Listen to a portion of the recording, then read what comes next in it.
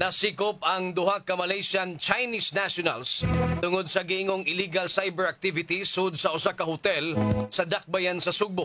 Atol kini sa joint operation nga gihimo sa Cybercrime Investigation and Coordinating Center, Bureau of Immigration, National Bureau of Investigation and NBI-7 ug ubang ahensya sa kagamanan. Ang maong operasyon nagagikan sa request alang sa assistance gikan sa Cybercrime Investigation and Coordination Center niadtong Hulyo 28. Unang gireport sa hotel staff ang duha ka mga langyaw tungod sa mga devices nga ilang gidala sulod sa hotel room o sa kadudahan nilang mga lihok.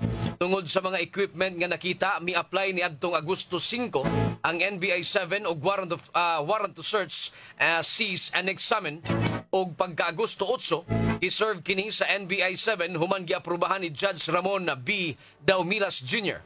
sa Cebu Regional Trial Court Branch 11. Hinungdan nga nadakpan ang mga suspect. Nasayran nga naaktuhan ang duha ka mga langyaw nga nagpahigayon og technical operation gamit ang advanced information technology ug mga kahimanan sa radio frequency ug mga cellular interception device.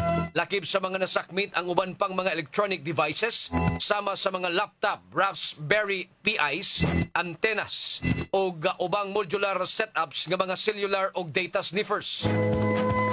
Ang mga ekipo ipaubos sa forensic examination aron sa pagpalig-on sa ebidensya nga nakuha.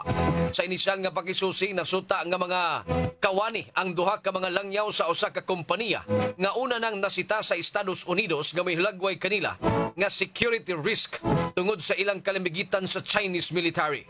Ana-ana sa kustodiya ang duha ka mga dinakpan alang sa dugang pang pakisusi kung unsa gyud ang ilang katuyuan ug mag-atubang sila og kasong kalapasan sa Republic Act 10175 o Cybercrime Prevention Act of 2012.